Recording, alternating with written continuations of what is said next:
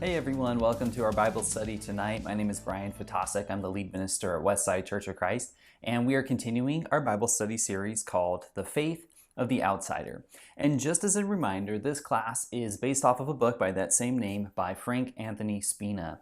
And in that book, he tells the story of some very unlikely heroes in the Bible. People that you would not expect to play a crucial role in the big story of God, in the way that God has been trying to save us and bless us. But God uses these unlikely heroes in some extraordinary ways. Last week, we told the story of Esau, who was this rejected, overlooked brother. And it was really Esau's brother Jacob who was going to be the star of the show.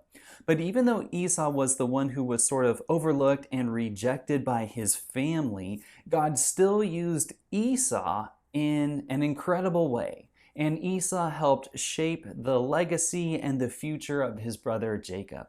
When Jacob experienced that gift of grace that Esau showed him, Jacob said that looking at Esau was like looking at the face of God. And that act of kindness, that act of generosity, that act of grace was a defining moment for Jacob's character. So Esau, even though he wasn't the chosen one, played an important role in shaping the life and the character and the future of the person that God did choose. Tonight we'll tell one more story of an outsider. And to intro that, I actually want to put you on that show, Who Wants to Be a Millionaire Bible Edition. And I'm going to ask you a question. Feel free to ask the audience, whoever is with you in your room. You can phone a friend. You can just make an educated guess. So here's the question. It is both the first question and the only question I will be asking tonight. Who is the first woman mentioned in the New Testament? Is it A, Mary? Is it B, Elizabeth? Is it C, Tamar? Or is it D, Beyonce? Okay, what do you think? Do you have your guess? Have you locked it in? Are you confident? The right answer is Tamar. And she is mentioned in the book of Matthew, chapter 1, so the very first chapter of the New Testament, in verse 3. Not that far into the New Testament, we have a woman mentioned named Tamar. And it's part of the genealogy of Jesus that Matthew gives us in Matthew chapter 1. He traces the lineage of Jesus all the way back to people like David and Abraham. So in verse 2, he talks about Abraham was the father of Isaac. Isaac was the father of Jacob. Jacob the father of Judah. So we're going to tell a little bit of his story and his brothers. And Judah, the father of Perez and Zerah, whose mother was Tamar. Now in that genealogy, they don't always mention the mother. They will certainly mention the father, but they don't mention everyone's mom. And when they do, it's because there's some special significance there. The fact that the first woman in the Bible is in verse 3 of chapter 1 of Matthew tells you that there is something special about this particular person. Tamar was unquestionably an outsider. She was unquestionably rejected. She was unquestionably sitting sort of on the margins of Israel's society. But God still used her in a very important way to bring about the Messiah. So I'd love to tell you a little bit more about her story. As an outline, last week we talked about Esau. Today we're talking about Tamar. Coming up next will be Rahab, and then Naaman, Jonah and Nineveh, Ruth, and then finally the woman at the well from John chapter 4. So in order to tell Judah and especially Tamar's story, we do need to know a little bit about Judah and what his future is going to hold. So in Genesis chapter 38, that's our text for today, we have this story of Judah and his family, his sons, his wife, and Tamar. And we need to know where Judah's future is pointing. In the Bible, both Old Testament and New Testament, Judah has this outsized significance. He is a very famous, very important, very significant character in the Bible. He is one of the 12 sons of Jacob, but he really plays a prominent role.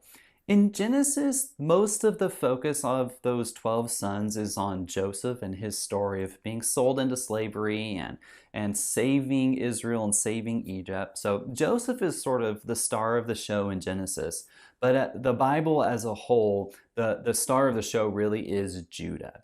And there's several reasons for that. In several places in the Bible where Judah is really put up on a pedestal, where the spotlight's kind of on him.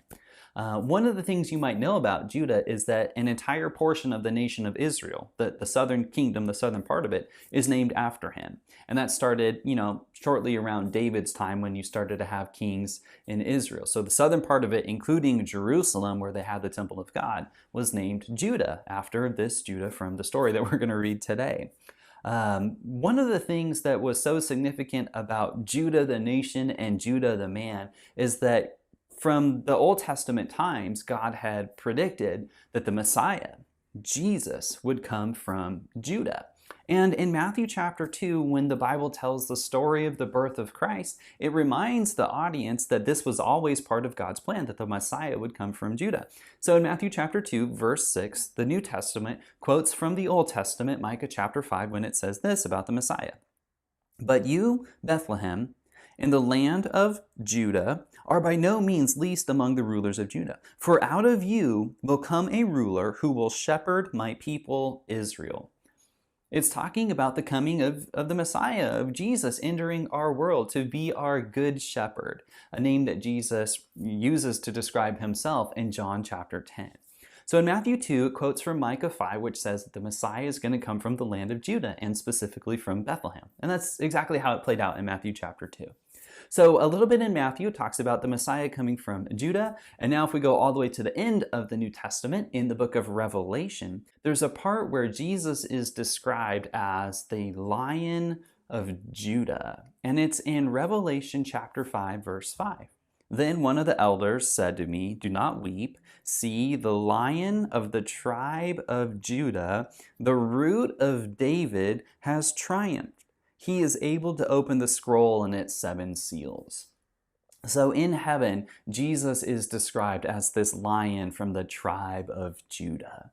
The genealogy of Jesus in Matthew 1, which we read a little bit of, shows us that Jesus is a direct descendant of Judah.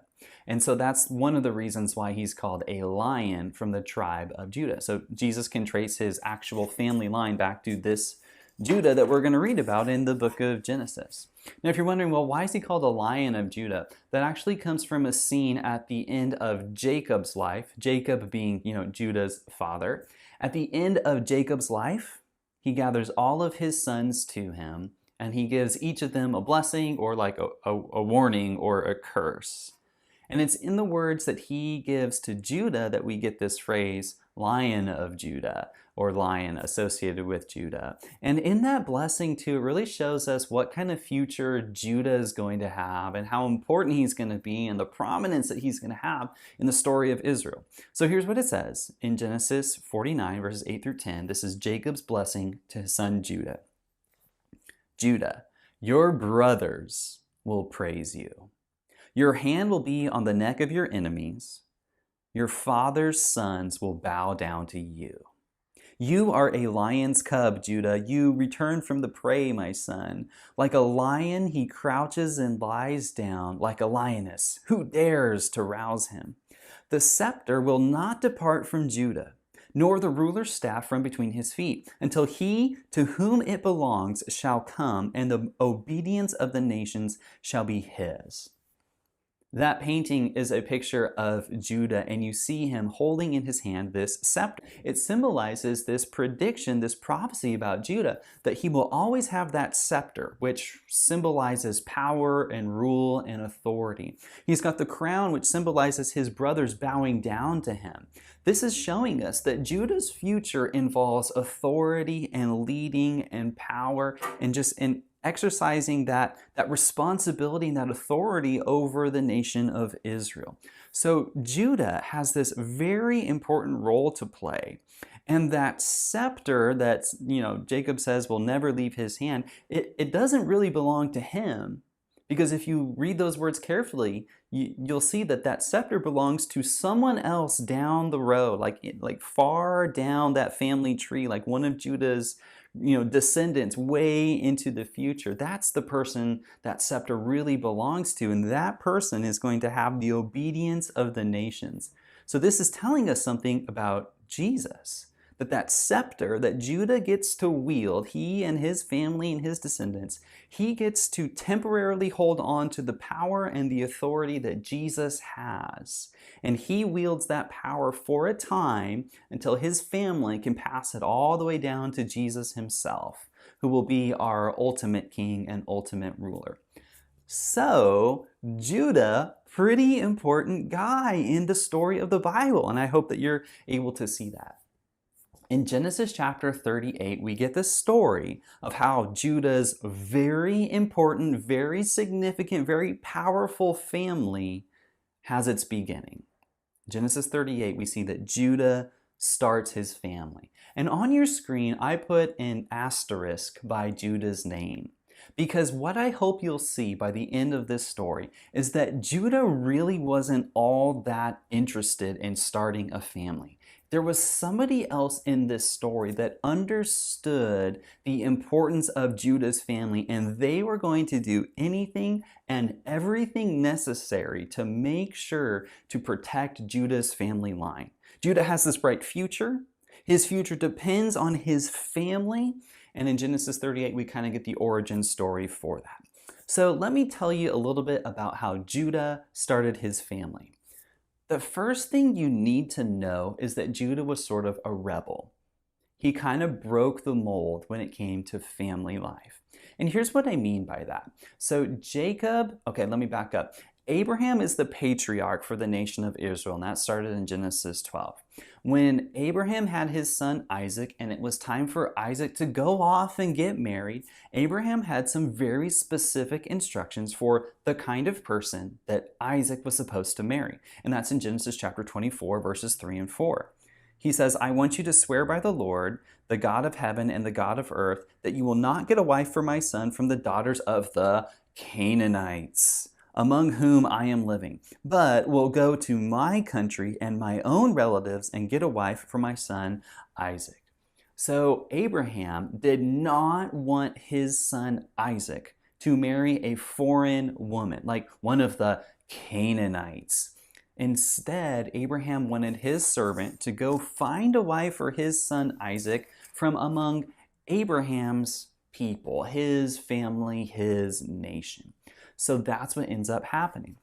And then when Isaac grows up and he has kids, and it's time for Isaac's sons to get married, Isaac says this to Jacob when Jacob wants to go get married. That would be his son. So Isaac called for Jacob and blessed him, and then he commanded them, and this might sound familiar, do not marry a Canaanite woman. At once go to Padan Aram, to the house of your mother's father Bethuel. Take a wife for yourself there from among the daughters of Laban, your mother's brother. So Isaac heard from his dad, don't marry a Canaanite. And so Isaac told his son, don't marry a Canaanite. Now Esau, the other son, did marry a Canaanite, and he kind of realized how upset his parents were. Because in Genesis chapter 28, verse 8, it says Esau then realized how displeasing the Canaanite women were to his father Isaac. So Abraham and Isaac both tell their kids, don't marry the Canaanites. And then Jacob's son Judah wants to go get married. And the reason he's such a rebel is because the first thing he does, he runs off. And guess who he marries? Let's read it in Genesis chapter 31, verses 1 through 3. At that time, Judah left his brothers and went down to stay with a man of Adullam named Hirah. There Judah met the daughter of a Canaanite man named Shua. He married her and made love to her. She became pregnant and gave birth to a son who was named And I'm picturing this scene in the hospital where, they have this baby, it's a beautiful boy, and the nurses are like, okay, it's time to fill out your birth certificate for this kid. What would you like to name him? And here's Judah, and he's just like, and so the nurse just writes that down. That's how he got the name Now, I can't prove that with the Bible, but that's what I think happened. After that, after they had the oldest son, the Bible says there's 2 more kids. So they have 3 sons. So Judah's future involves a beautiful, thriving, large family. We know that way down, one of his descendants is going to be the Messiah. In the meantime, Judah is holding on to that scepter, that power, the authority that belongs to the Messiah.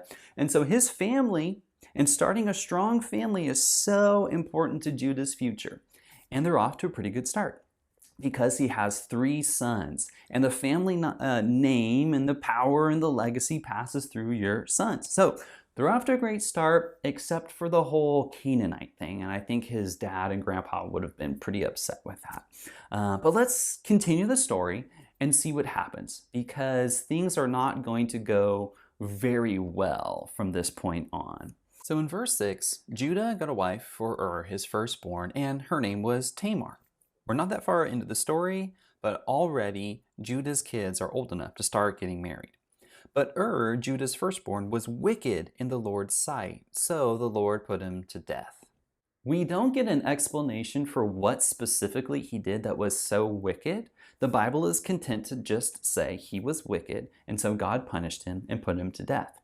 Now, what happens next for Tamar is that one of the other brothers is supposed to step up to the plate and help her conceive so that she can have a son that would bear the first husband's name, like name. So brother number 2, who is Onan, is supposed to go conceive with Tamar so that can have a son that would belong to him. And in our culture, that would just be so bizarre and so weird and so out of the ordinary. But for them, that was just like, yeah, obviously that's what's supposed to happen next in the story. That was just part of their customs and their rituals. And so that's what they lived by.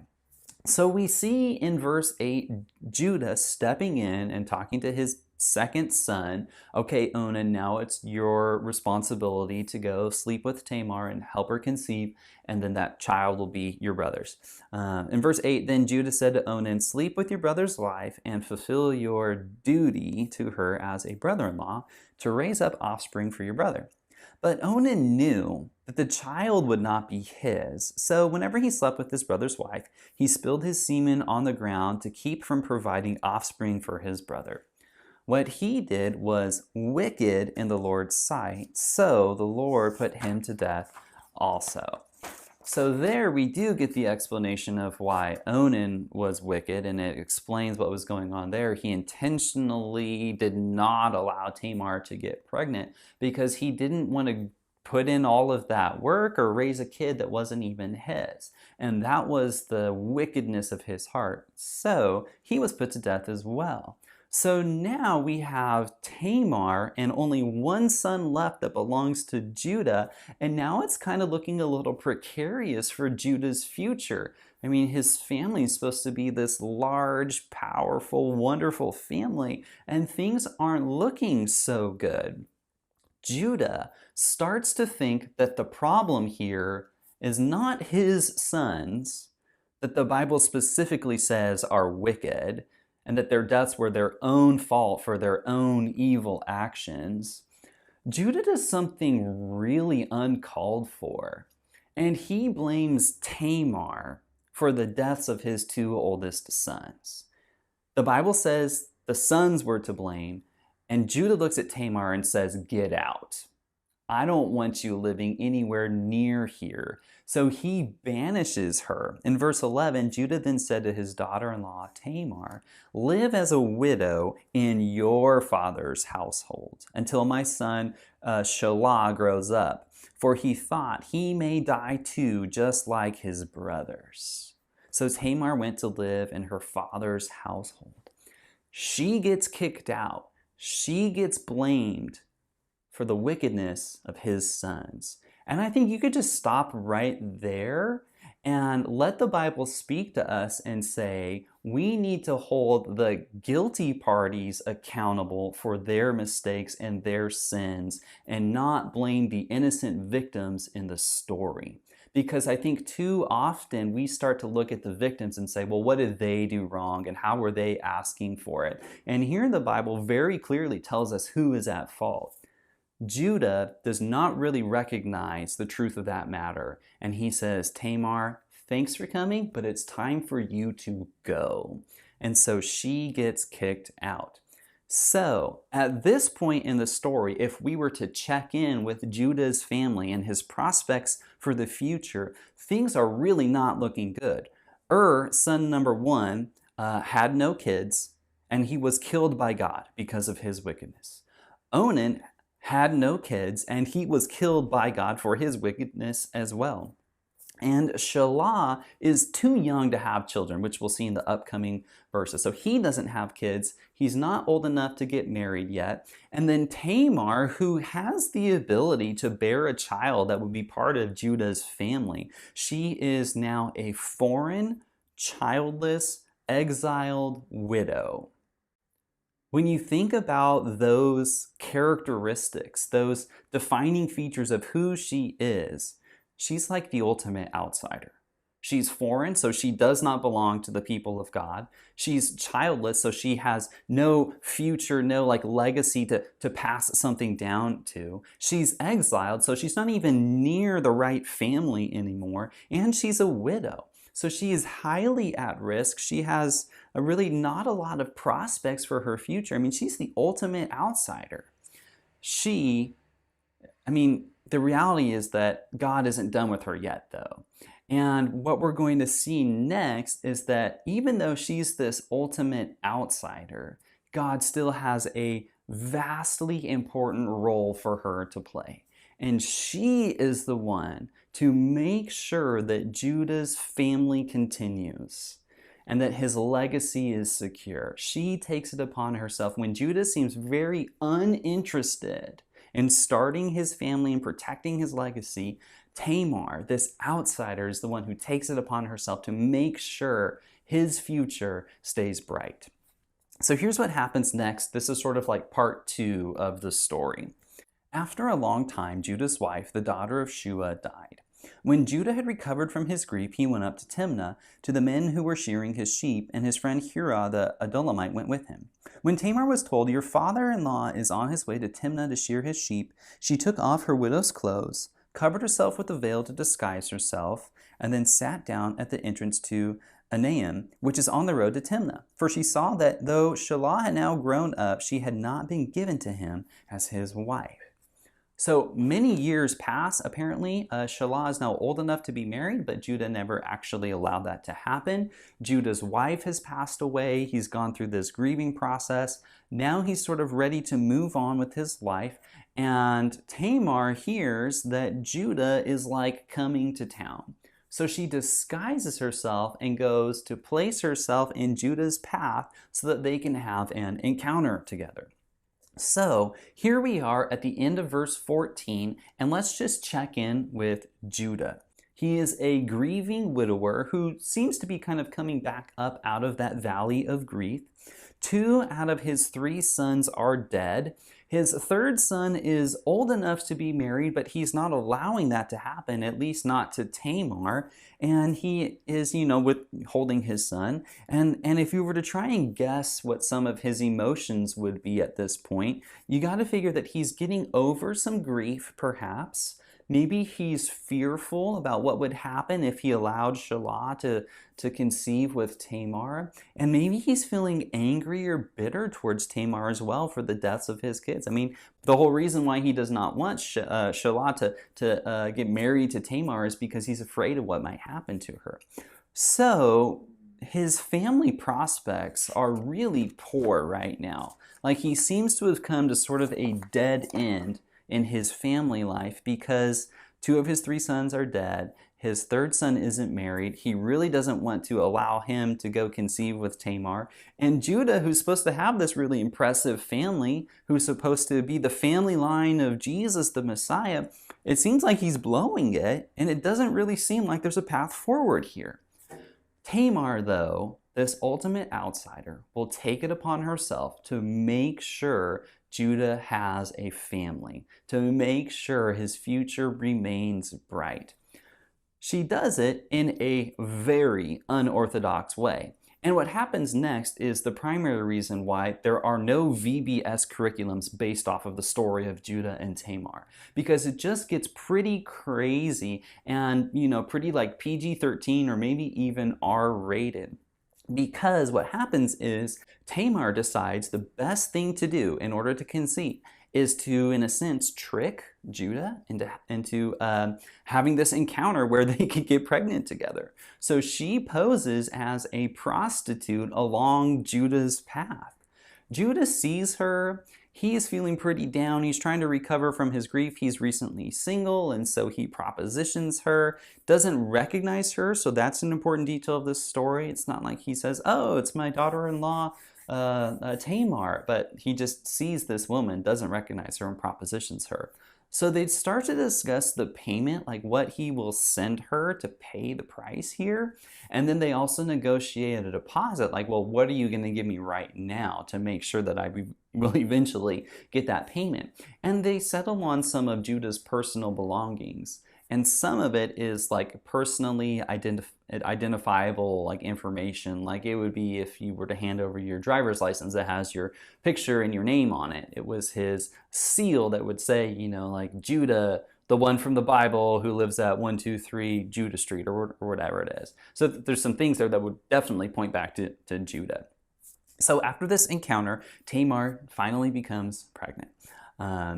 Judah wants to sort of close this loose end, and so he goes to send her the payment, but his servants can't find her. He asks around. He's like, "Hey, where's that prostitute?" And they say, "Hey, there's no prostitutes here. We're not sure what you're talking about." And Judah, instead of like continually like asking everyone in that town, "Hey, I need to find this prostitute that I saw. Like, where is she?" Like he thought that would bring a lot of shame and embarrassment to him. He just said, "Look, she's got her deposit. She seems to be content with that. So I'm just going to drop the whole thing."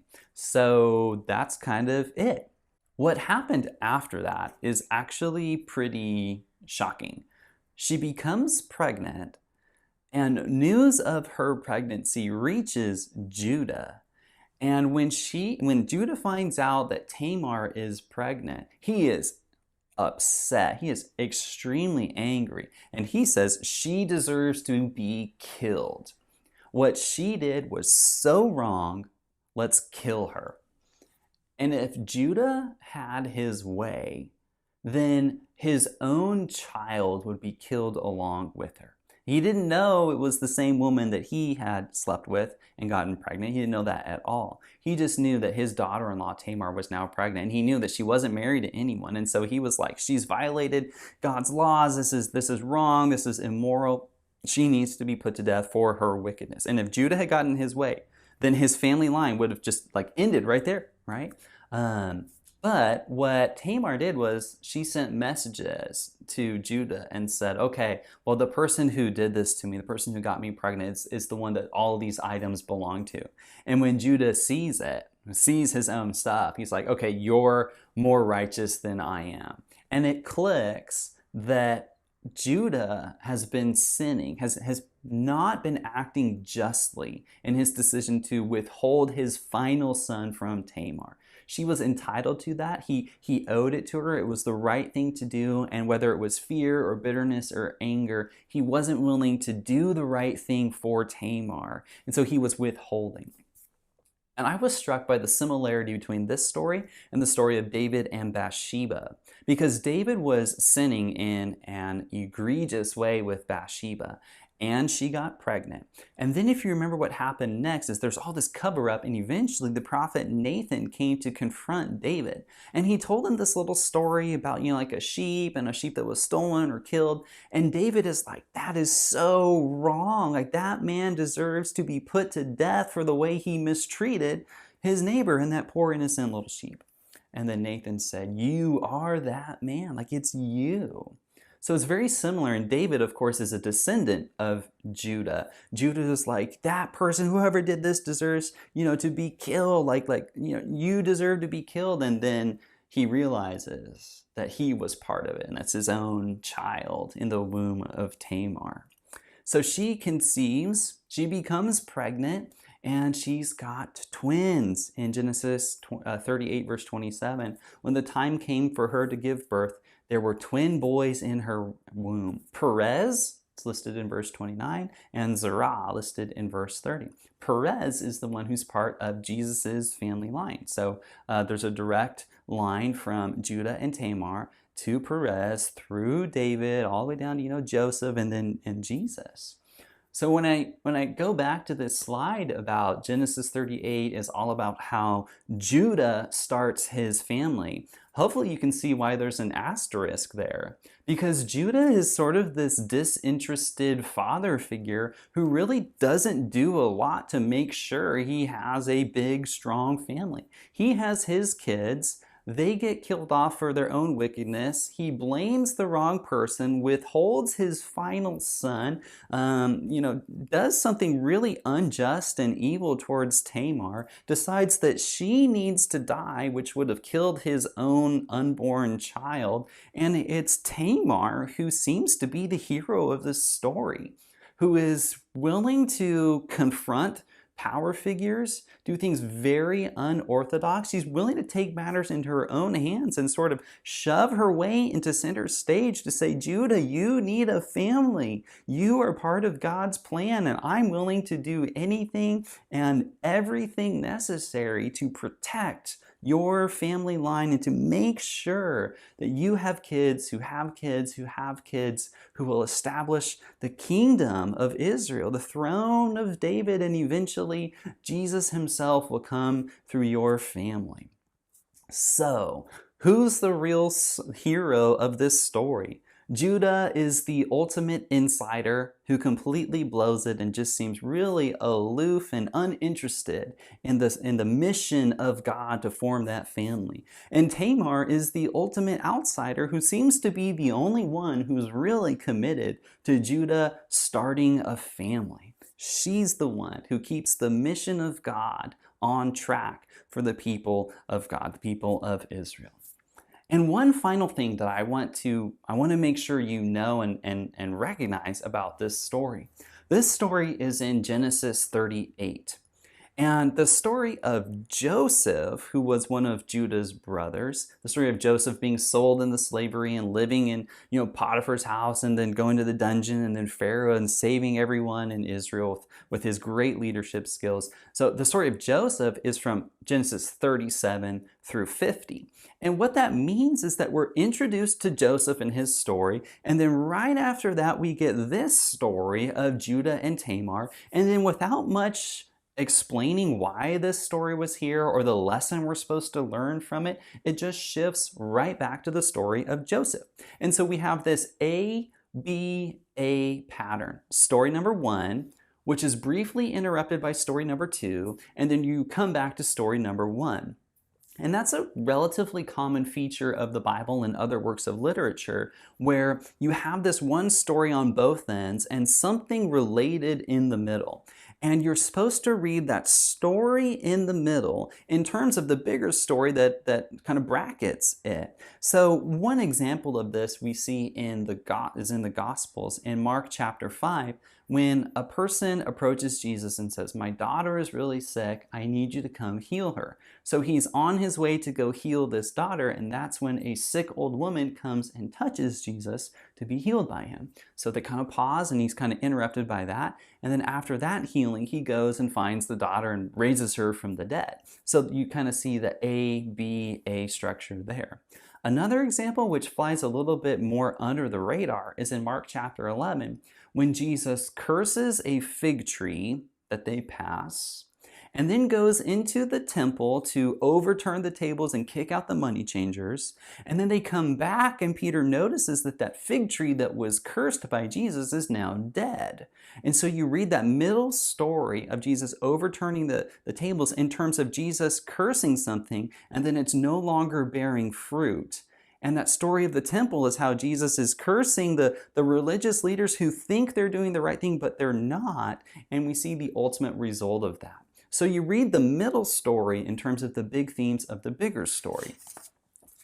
When you have Joseph's story as the bracket and Judah's story in the middle, you see the similarities. Because in Joseph's story, story A, the bigger story that brackets it, God's people are saved by the outsider brother who was rejected and exiled to the foreign nation of Egypt.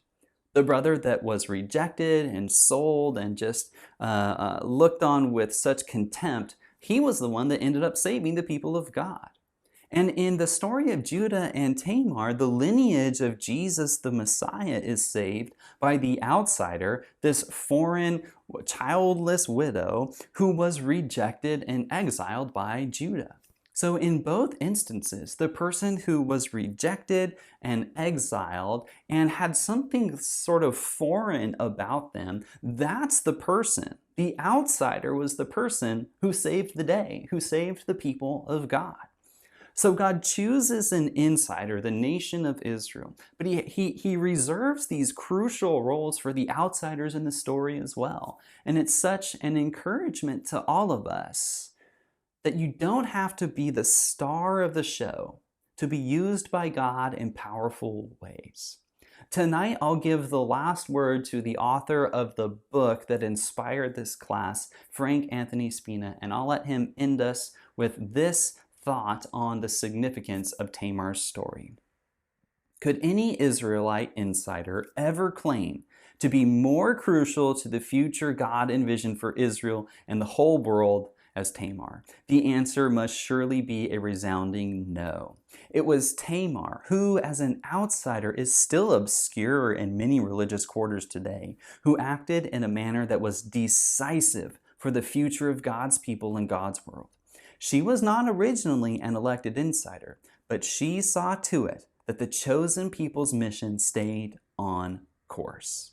God used her to ensure that the insiders and their mission had a future. I think that is an encouraging story. I hope that that was inspiring for you, and I hope that you'll come back next time for our next The Faith of an Outsider story. Join us this Sunday at 9 a.m. We'd love to have you. We're kicking off a brand new summer series. You can also join us at 10:30, and if you'd like to watch online, we'll be streaming the 9 a.m. service as well. Thank you all so much for joining me tonight. Let me know if you have any questions, comments.